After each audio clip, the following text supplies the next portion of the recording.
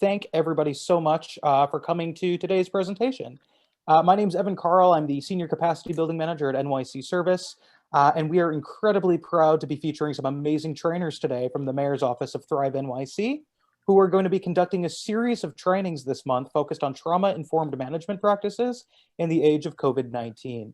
So as most of your organizations are either managing volunteers or working to build out volunteer programming, we wanted to provide these trainings free of charge as the situation with COVID-19 has really highlighted not only the importance of volunteers and bolstering organizations' capacity during these difficult times, but the importance of being thoughtful about the ways trauma from either the pandemic, recent events in the political realm, and other situations impacts volunteers as well as staff members at your organizations. So over the course of these trainings, you're likely to hear the presenters discuss how trauma may inform the management of your staff, though we want to highlight that takeaways from these trainings also apply to the management of volunteers, the ways in which you conceptualize and implement programming, and how both volunteers and the staff overseeing said volunteers, and that could be you or other staff from your organization, approach working with clients across the city. So one just final housekeeping piece for me, and I think we can go ahead and move it to the next slide. We are incredibly proud to offer interpretation services for today's presentation in 3 languages requested from registrants, Spanish, French, and Korean. So if you're interested in listening to a simultaneous translation of today's workshop, please call the relevant number and use the meeting ID on the screen that corresponds with your preferred language on the screen. We'll also post these conference lines in the chat for anybody who arrives late so that they can call in. And once you're on the correct line, we just have a few quick instructions. You should call in, enter the meeting ID followed by pound, and then please, please, please be sure to mute your telephone so that others can hear the translation. And then in order for you to hear the translation better, you may want to turn down the volume of the English language presentation via Zoom so that you can just follow along on screen while listening into your phone. And so that's it from me. Again, I just want to thank everybody for joining today's training on addressing collective trauma from COVID-19. At this time, I'm going to hand the mic over to my colleagues, Rachel and Christopher, who are going to begin the presentation. And I'll post those phone numbers for the translation services in the chat shortly. But thank you so much, everybody, for joining today. Good afternoon, everybody. My name is Christopher Linlogue. I'm on the Thrive in Your Workplace team out of the Mayor's Office of Thrive NYC. Very happy to be here with you today. I wanted to go over a couple of housekeeping / ground rules, expectations that we have for our conversation today. We're asking that everyone turn their videos off and their audio just to avoid distraction. All of us may have been on remote calls or virtual calls throughout this pandemic. We know how distracting noise or video can be if the person is not indeed presenting.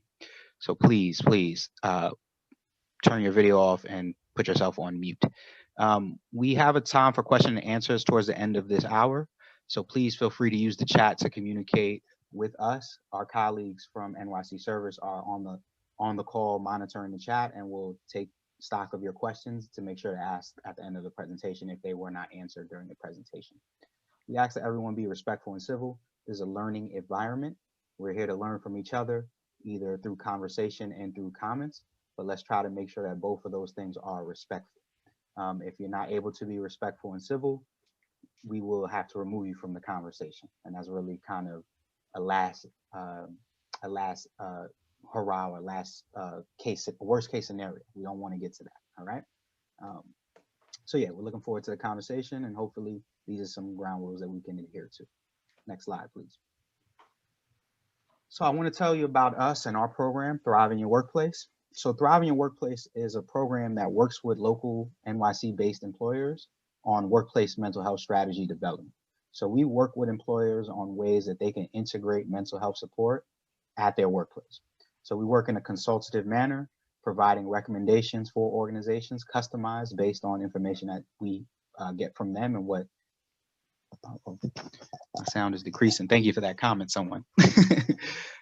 We work individually we customize recommendations for employers to help strengthen employees' emotional well-being, facilitate their access to mental health care, and to create a positive mental health environment at work.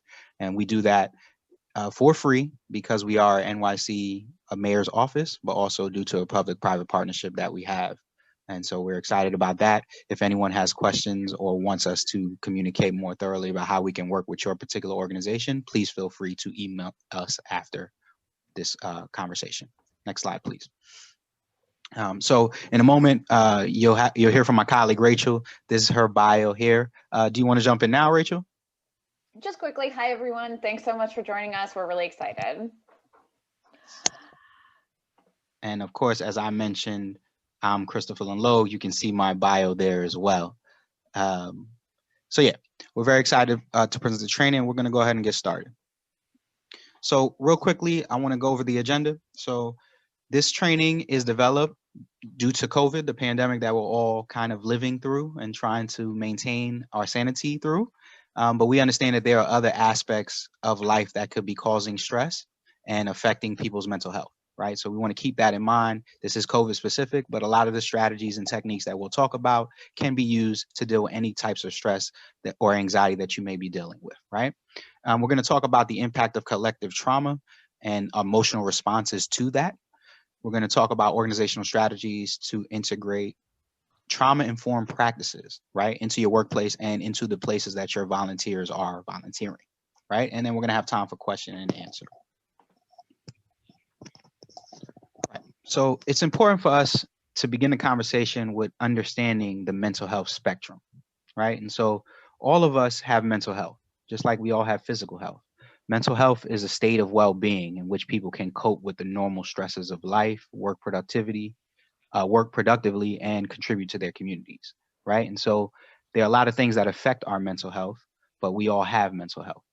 When we talk about mental health problems, this is really kind of a broad term that recognizes the different areas of the spectrum that someone may be on in terms of what they're dealing with, right? So those might be the everyday challenges of life.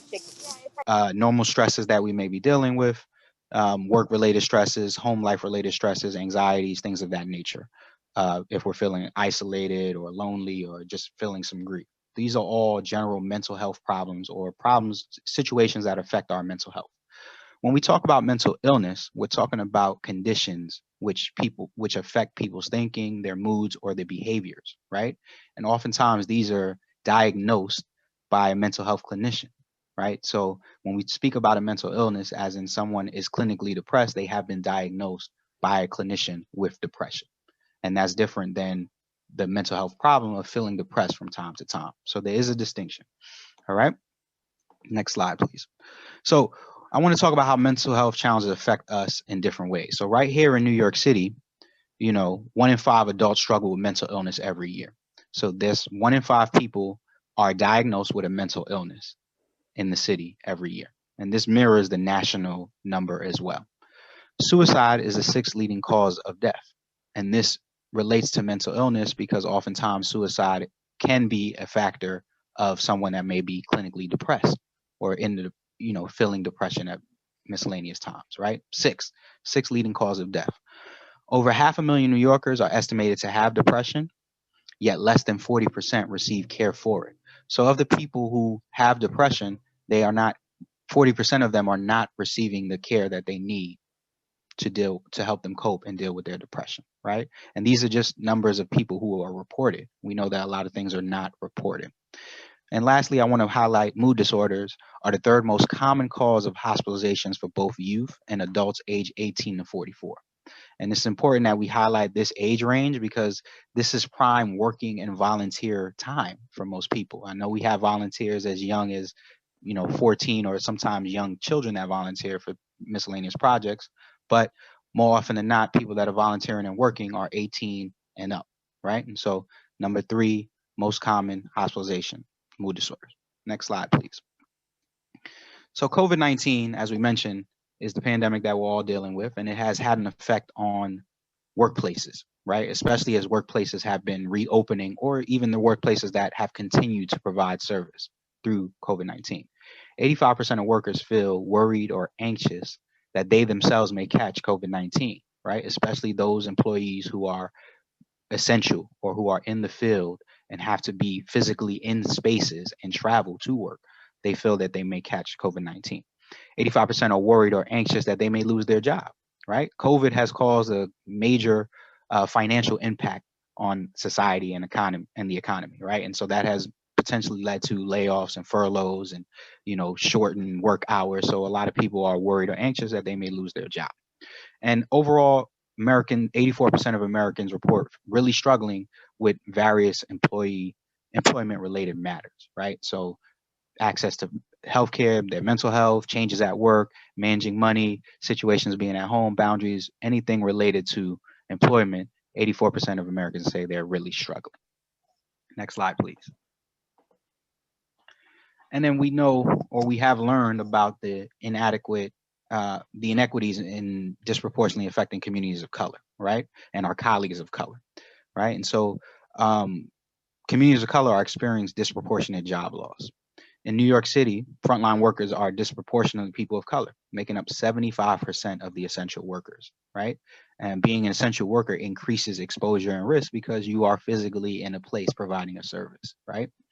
People of color are less likely to work in industries or at jobs that offer sick leave.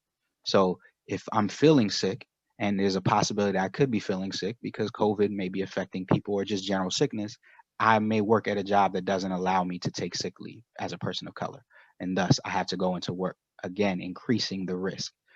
And workers without paid sick leave may be more likely to work when they're sick, what we're just talking about. So all of these things affect people's physical health, but these things cause anxiety and stress, which is affecting our mental health as well. Next slide, please.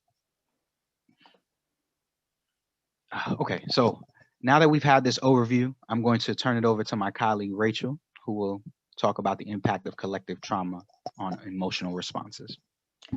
Thank you, Chris, and welcome everyone. So let's just take a step back to think about where we are right now and what's happened in the last, 6 to 8 months. So the pandemic and encouragement to stay home has, I think, probably gone on longer than many of us ever expected. I was actually with Chris our last day when we were in the office visiting employers, and we weren't allowed into different people's offices. And I think that's when we really both realized this is something very serious. There's been a public health emergency that's been declared across all 50 states. And while New York has been really fortunate and, doing a great job of containing the spread, we still see that in other states, it's spreading very quickly. As Chris mentioned, COVID-19 has also caused great economic struggles. COVID has triggered the sharpest economic decline in modern US history as measured by GDP. And not surprisingly, a lot of these really negative impacts are affecting people's mental health.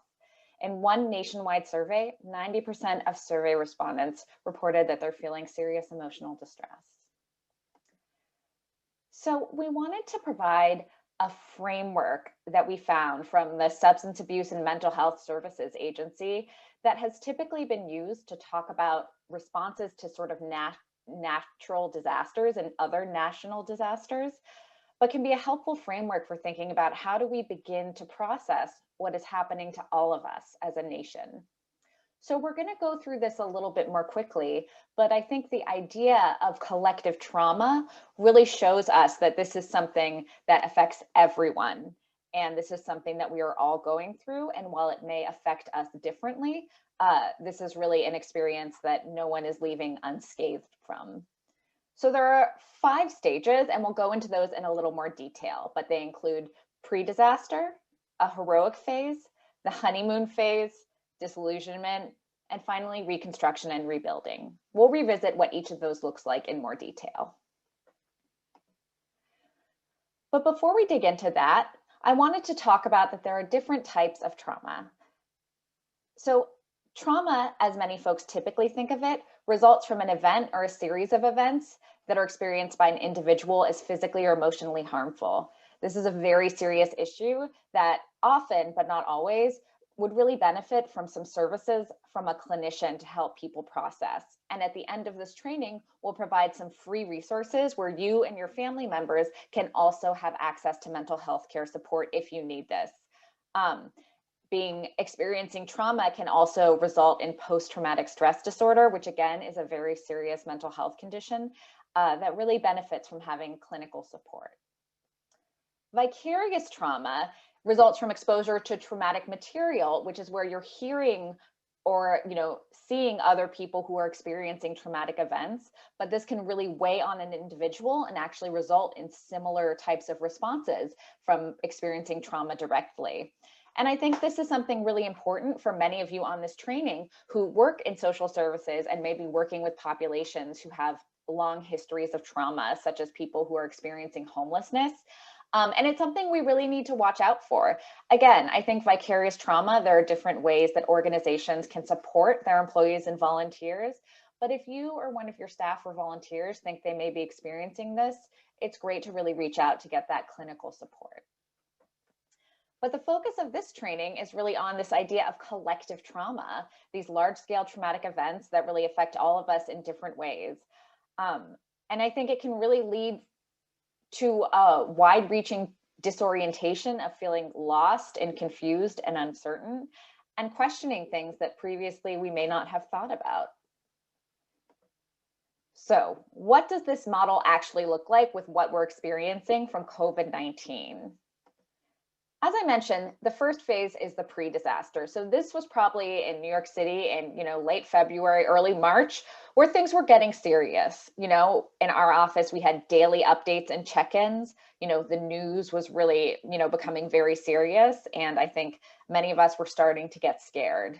And then this is followed by the impact. So this was in March when the shelter in place was issued for New York City. And we saw our hospitals overrun, employers were really scrambling to figure out how to provide their services. And it was a really scary time and really full of a lot of uncertainty.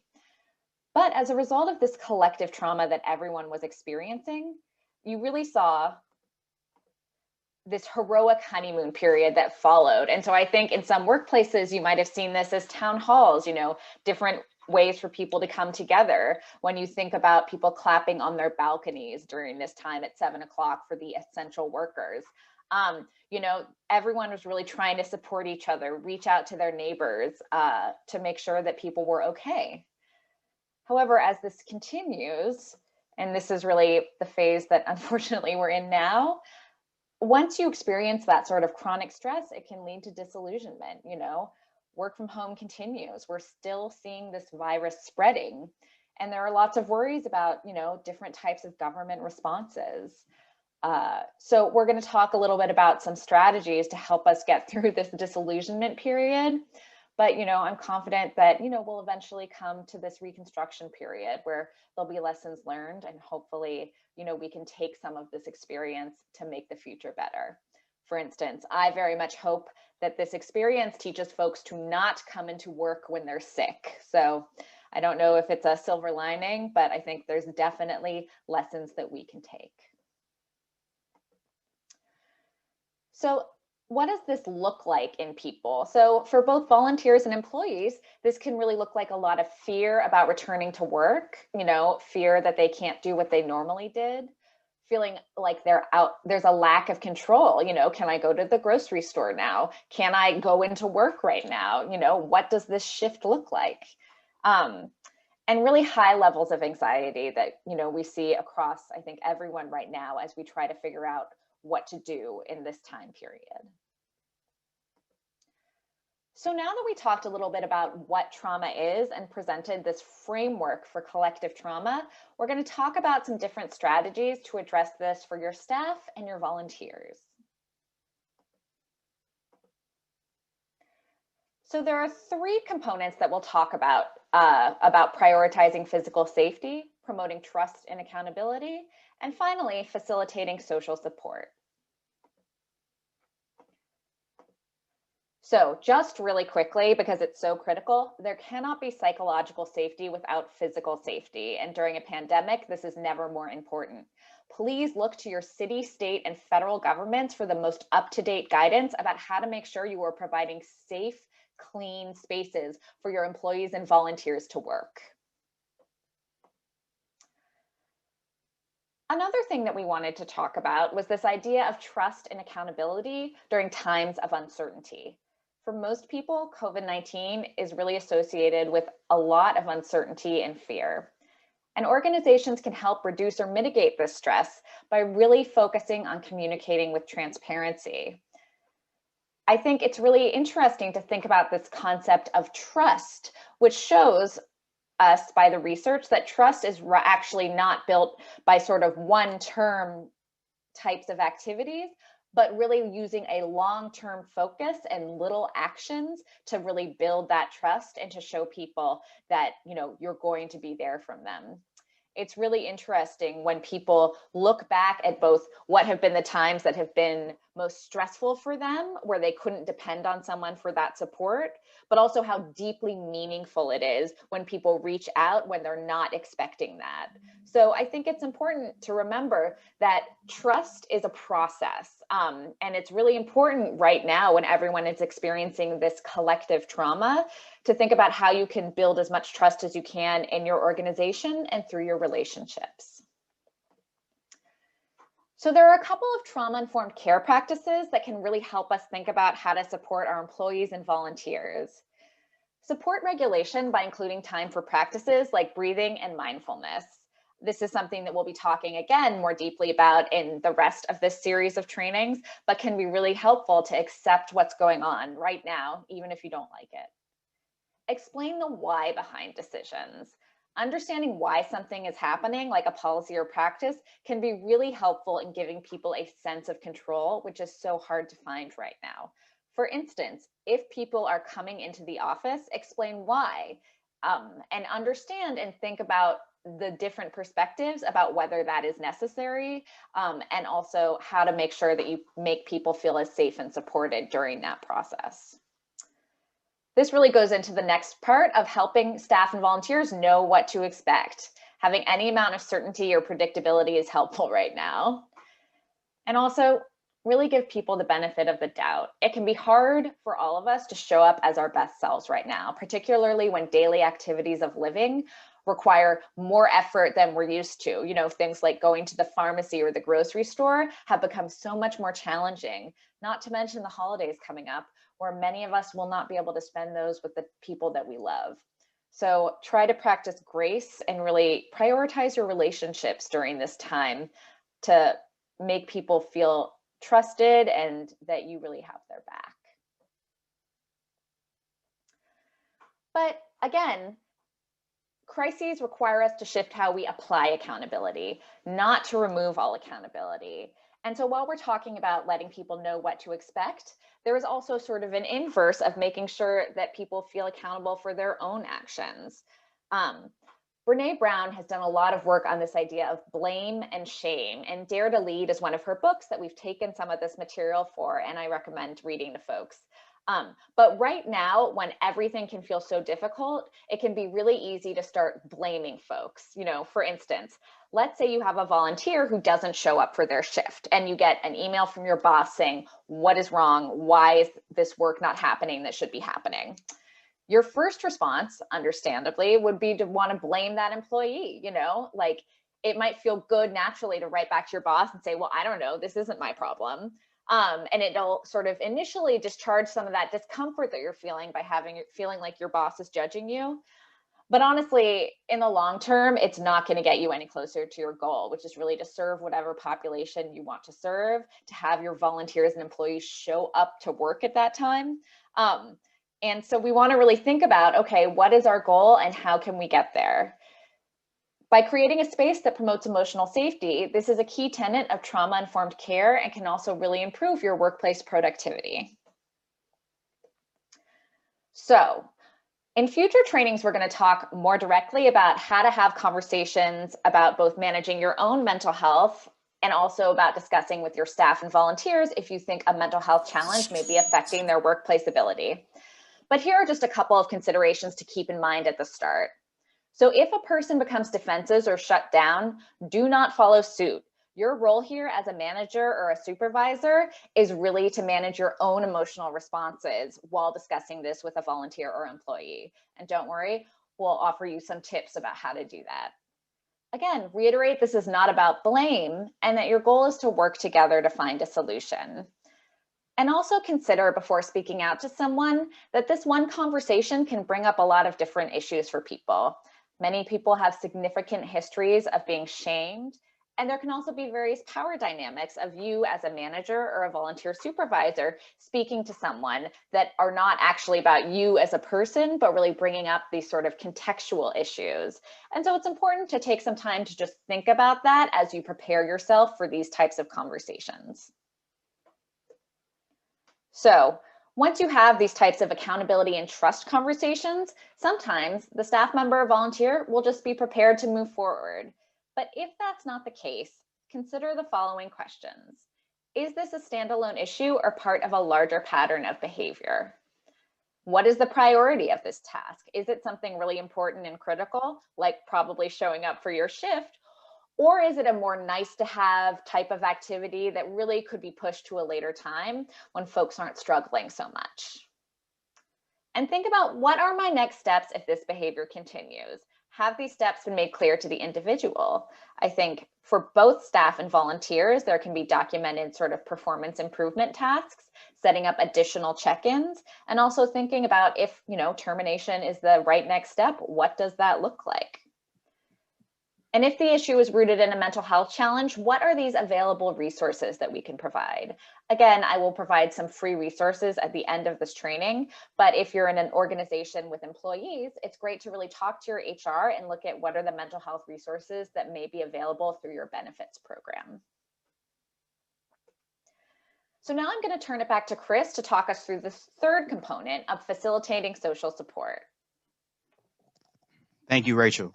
So yeah, facilitating social support, relationships are key to maintaining physical and mental health, right? And this is a time where maintaining relationships can be particularly difficult, especially when most of us are staying at home or only have contact with a certain amount of people, right? But social support gives us a feeling of being loved, cared for, respected, and belonging to a group. We're as a people, we enjoy being around other people, and that is good for our physical health and our mental health. A strong support system can improve and protect mental health and decrease symptoms of depression and anxiety, right? So the importance of social support, it can't be overstated, right? But how do we provide social support for our colleagues, for our employees, for our volunteers? Next slide, please.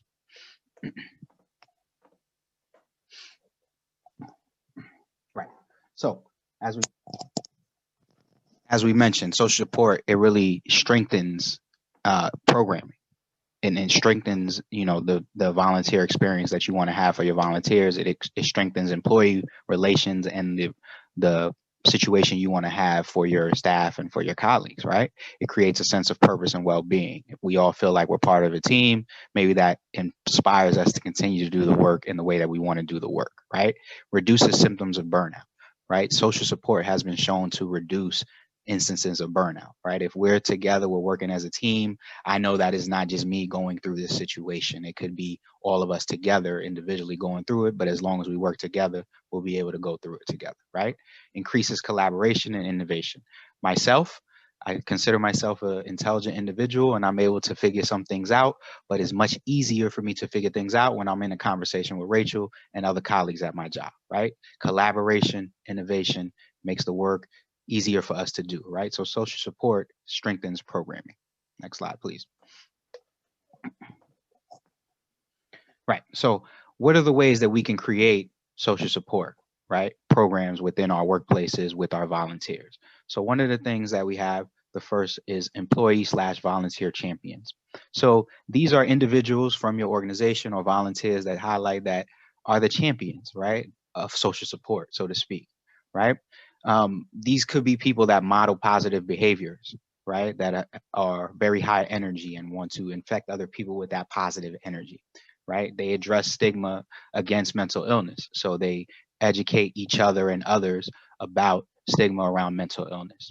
They promote workplace wellness events, right? So we have sometimes someone in our organization that is a trained yogi, someone that provides yoga instruction, or someone that is mindful, trained in mindfulness practices, or someone that is a fitness guru and can lead fitness classes, right?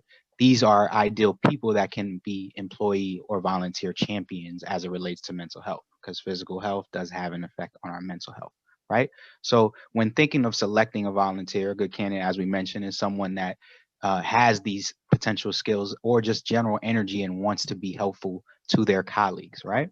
But is respected by both direct reports and management, right? So you want to have someone that can have the ear, of superiors, but also has the ear of their colleagues and people that work below them, has a passion for mental health, right? So has an understanding of mental health and why it's important for us to maintain our mental health and how we can do it, and has a passion to do that, and is willing to be the face of the system, right? So willing to talk to people, to be on the Zoom calls, to send the emails out, to lead particular activities, right? These are great people in organizations that we all have and know. They'd be great employee champions. Next slide, please. Another opportunity that we have are employee resource groups. So employee resource groups, oftentimes called affinity groups, are groups of employees or colleagues that symbolize certain values. So, right, so they represent a particular group of individuals. So they can be formed around mental health status. They can be formed around gender identity. They can be formed around racial identity. They can be formed around parenting status, right? So you can have a parent employee resource group where all of the parents have an opportunity to get together and exchange resources with each other and just build support amongst themselves, right? These employee resource groups are helpful for the members of the groups themselves, as we mentioned. So if I'm a parent and I'm trying to figure this thing out, it's great to be in conversation with other parents who are also trying to figure this thing out, or who may know more than I know, right? So that's a good support for me as an individual, but it supports an organization as a whole, right? It helps with recruitment, it helps with retention, it helps with diversity, right? So if I'm looking to volunteer at a particular organization, and like I said, I'm a parent, if I know that this particular organization has a parent employee resource group, then maybe I'm more likely to join that organization as opposed to one that doesn't have a parent employee resource group, right? Or if I'm in an organization and I have this group that helps me with all my personal struggles, then I'm more likely to stay with this organization because this is such a great group, right? They facilitate culturally sensitive product development and processes. So oftentimes within an organization, employee resource groups have the opportunity to showcase or to bring forward more diverse and culturally sensitive programming opportunities or issues within the organization so that there can be changes made, right? And so for instance, and going along with this parent resource group, potentially in an organization, there may not be enough parental leave days. And this may not be something that other people in the organization that aren't parents know about. But those members of the parent employee resource group do know about this, and they can bring that forward to leadership and say, hey, there needs to be more parental leave. This is something that affects a good portion of employees. You may not be aware of it. We want to bring it to your attention. So that's an example of how they can inform processes. And lastly, they build an inclusive and engaged workforce, right? These different groups within an organization make sure that someone can join some space within the organization and feel welcome and like they belong, right? So like I said, if I'm a parent and there's no place for me to go and talk to with anyone at work, I might feel by myself, isolated, lonely, and that may cause me anxiety and stress and affect my mental health. And it may lead to me not wanting to stay at a particular organization. But if there is a group, then now I feel included. I feel like part of a team. I feel like there's some people looking out for me and I can look out for others. And that creates an engaged workforce and volunteer base. Next slide, please. Lastly, we want to talk about peer navigators. So again, similar to champions, these are individuals that know about mental health. Oftentimes, they may have a lived experience with mental health, right? And they are there to navigate other people who may be experiencing or have questions to services, to resources, to opportunities for them to, sustain or maintain their mental health, right? So a peer navigator is an employee, oftentimes with lived experience. They typically have an understanding of the healthcare that is provided by your organization or of social services or how to obtain resources. So they are a good conduit of how to answer questions that someone may have, right? Oftentimes, people turn to HR or to their manager for these answers, and oftentimes those answers may be there, but sometimes people don't feel comfortable going to HR or going to their manager. But if there's a peer navigator, someone in the organization that they can go to and talk to and get the answers they need, then maybe that's a conduit that will help them access mental health healthcare services, right? Many other types of organizations are starting to explore this role of having peer navigators because, as we mentioned, sometimes people feel comfortable talking to one of their colleagues as opposed to talking to a superior or to HR, right? So next slide. These are 3 ways that we can definitely create social support systems within our organizations. And definitely feel free to ask more questions about that in a follow-up. Moving forward, is this slide me or you, Rachel? Jesus. I can, take Okay. us down before we finish. Thank you. So I think this is really the first part of this 3-part series where we wanted to talk about this sort of collective response. What are all of us experiencing? And the next 2 training sessions are really going to focus more on, okay, now that we understand sort of what's going on nationally, how do I work on supporting my mental health as an individual? And how do I support the mental health of my colleagues and volunteers moving forward? So this is really providing the framework for all of the future work that we're going to be doing together over these next few weeks. So as we enter this next phase of the response, organizations must figure out sort of how to make this work and ways to engage staff and volunteers in this really unique environment. So some of the sort of broad takeaways from this training that we hope you have is that really naming the impact of collective trauma can help employees and volunteers and organizations identify what they are feeling and seeing. I know that when I first saw this SAMHSA collective trauma model and I saw the honeymoon followed by the disillusionment phase, I thought, oh, yes, that is exactly how I'm feeling, like waiting for this to be over and it's not happening, feeling frustrated that I can't see my friends, that, everything just feels more difficult on a daily basis. And so I think just providing that framework can help people put a name to what is really hard to understand what is happening. Regularly talking about mental health and getting early support in place can also help us face these challenges in the month ahead. I think as organizations here, many of you provide social services and are so focused on your clients that sometimes it can be hard to remember that you yourself are going through something. And it's really important to make sure that you're providing your own self-care and looking out for yourself so that you can take care of others in your community. So the best, offense is a good defense, right, Chris? And so I think really prioritizing your own mental health is going to help you in the long run because we're in this for the long run. I think there are going to be many challenges in the months ahead. Ensuring the physical and emotional safety of our workforce can really provide the tools that we need to build back better. And so prioritizing the physical safety, helping people understand what your current decisions are and why you're making them, over communicating right now, and providing different opportunities for people to feel trust that you're really looking out for both their best interests and the organization's best interests, and providing opportunities for people to come together, virtually to provide that social support that we all really need right now. So I wanted to provide some time for questions, and I will go to our chat and see if there are any questions, but we really encourage you all to submit your questions and comments and look forward to that. So I see that there are some questions here. So Chris, I am going to give you the first one. Okay.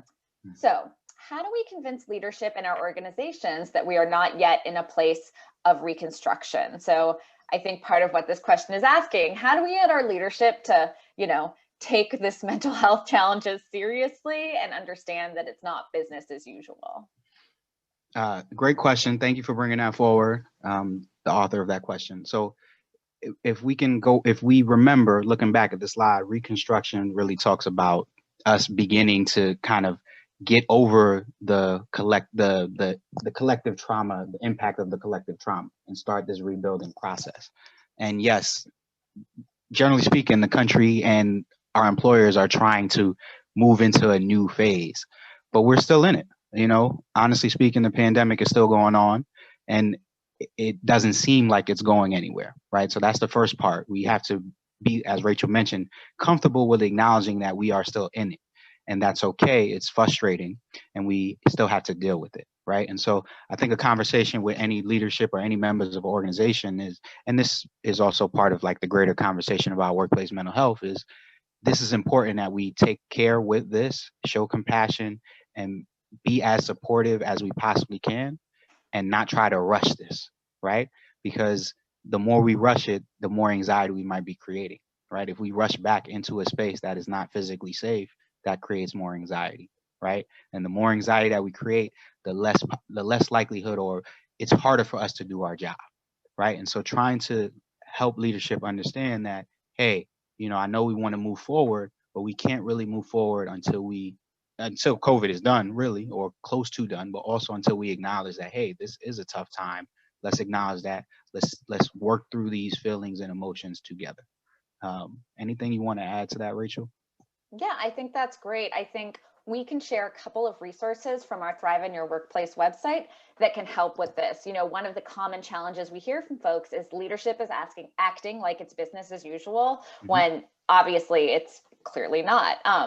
So we have two things that I think can be helpful for this and that we can send out along with the slides after this with Evan. So the first is a webinar on building the business case, which really talks about making the case to your leadership about why they really need to think about mental health. And I think due to COVID-19 pandemic, this is more important than ever. We also recently held a webinar with different leaders of organizations, executive directors of various nonprofits in New York City. And they talked about this challenge, about how do they model compassion for themselves and others. And sometimes it can be helpful to hear that kind of thing from, sort of a peer leader as well. So that could be a good resource to share. All right, love all these questions coming in. So I'm going to hop to the next one. Yeah. I know. So I want to ask, there was a question about burnout. So what are the strategies to overcome burnout once you've gotten to that point? So burnout is something that we have really focused on in our work with Thrive in Your Workplace. And one of the important things is to really understand what burnout is and what causes it. We also have a whole webinar on this topic, and we'll talk about this a little more in the future 2 training. So everyone come back. But really quickly, one of the causes of burnout is just too much work that any human could do. But there are 5 other causes. And I think one of the things we've learned about burnout is it's really, somewhat about the amount of work, but it's much more about how you're doing the work within your organization that can cause burnout. So some of the causes are a lack of autonomy. You cannot push things forward in your workplace, no matter what you do. A lack of recognition, and this can include financial, but also social recognition. Do you ever get a thank you for, the kind of work that you're doing or support you're providing? Another is constant interpersonal conflict. And I think this also relates to another cause, which is a lack of fairness. Again, going back to this sort of accountability issue, are certain people being given certain privileges that others aren't? Does so-and-so never turn in their reports on time and no one really seems to care, versus another team where, you really have to do your work, otherwise there are consequences. And finally, the other cause is a lack of matching the values of your organization with your own values. So the example here is like a vegetarian working in a meat packing plant.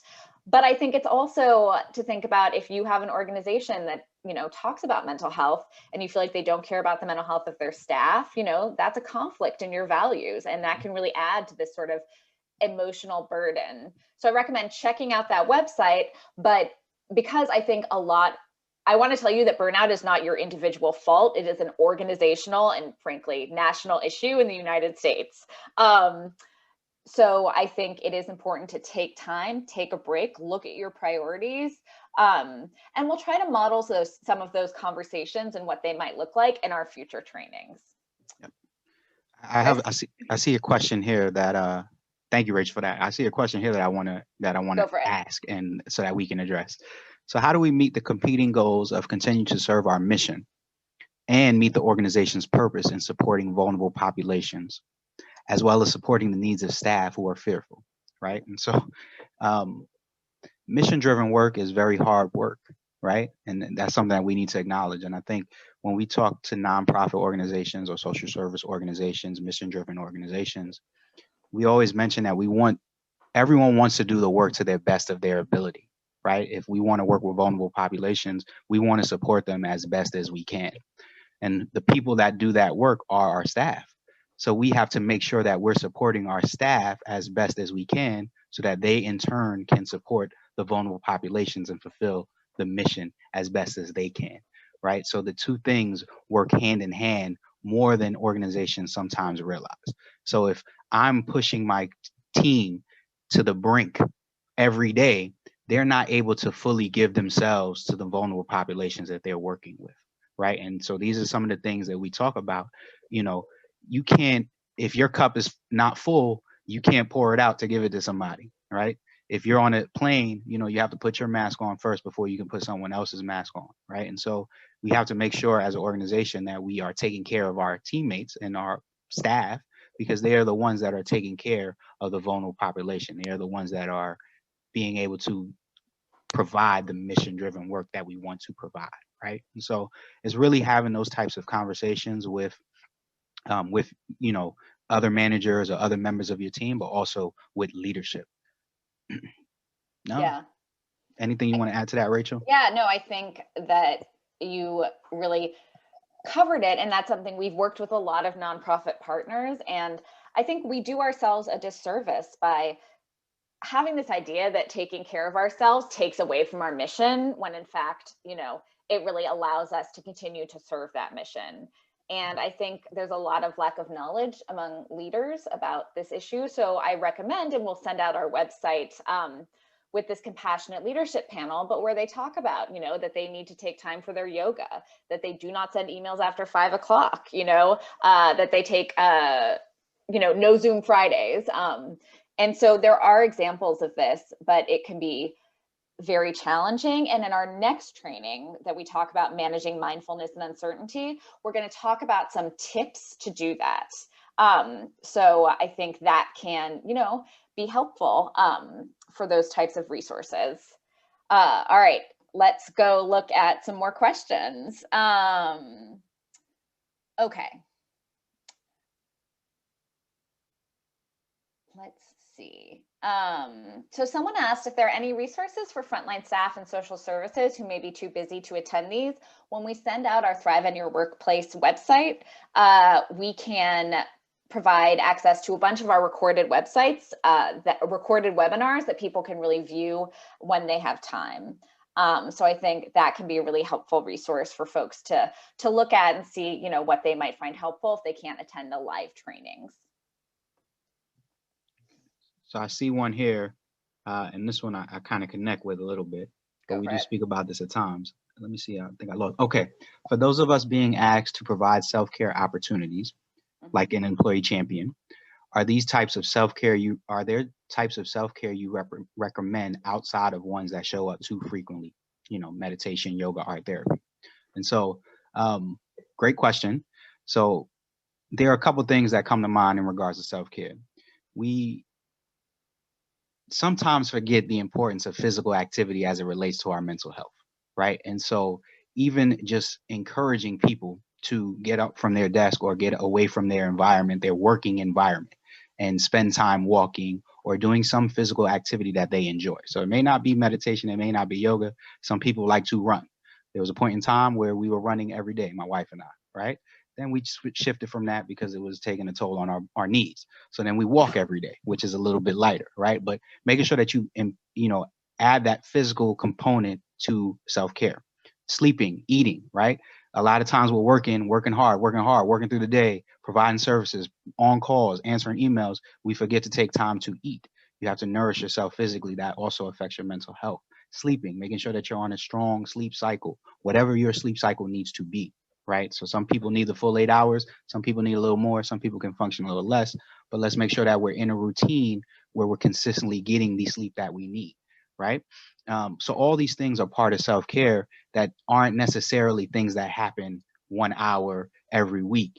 These are things that have to continuously happen, right? And so those are some ideas as it relates to self-care that you can espouse to people as a champion to other people in your organization. In terms of activities, and this is part of building social support, there recently was Halloween, and so our office, we held a Halloween virtual party, right? And so it's not necessarily self-care in a sense of everyone doing something for themselves, but it's an opportunity for the office to get together and colleagues to get together in an environment that's not about work and just have some fun, do something fun that replenishes your battery, so to speak, right? And so there are other opportunities for social support that can assist in people's self-care, because part of that activity was people getting costumes and getting things ready and answering questions, all things that took them away from the stressors that they were dealing with, right? And so just having activities like that can influence or encourage self-care as people get ready for said activity, right? If you want to have a watch club of your favorite reality show, that's self-care, because people then in turn have to watch the show and get ready for the conversation the next day, right? So these are some examples that could be helpful to you, whoever that champion is. And, you know, I'm with you. Keep being that strong champion that you are. Yeah, no, Chris did a great job with our Halloween party. It was super fun. So in terms of adding on to self-care, I think it's also important, again, this idea, there's nothing wrong with you for feeling really overwhelmed. It's completely understandable right now. So there are these self-care activities, but we also, and if you're a manager or have a good relationship with your manager, can think about how do you create an environment virtually right now that promotes self-care. So some of the tips that we've heard from other folks are providing clear email guidelines. You know, obviously some work is, you know, more 24/7, but for many of us, like I will include Chris and I don't know that, you know, there's a workplace emergency that we would be needing to email at, you know, midnight to you. And so I think, you know, really setting priorities and having this conversation, you know, there have been a lot of companies that have had sort of furloughs and these kinds of issues. So have those open conversations about what are the priorities right now and how are we going to get there? And you really want to build for the long term. You know, again, like some have no emails after 5. Several organizations, I like this one, have summer Fridays, and some of them have gone into fall Fridays, just realizing that this burnout, this constant stress that we're under really takes a toll. Other organizations have, you know, reallocated work in a way. You know, one executive director in our compassionate leadership panel talked about the fear, as someone mentioned in one of the questions, of the fiscal environment. So when COVID hit, they applied for every grant.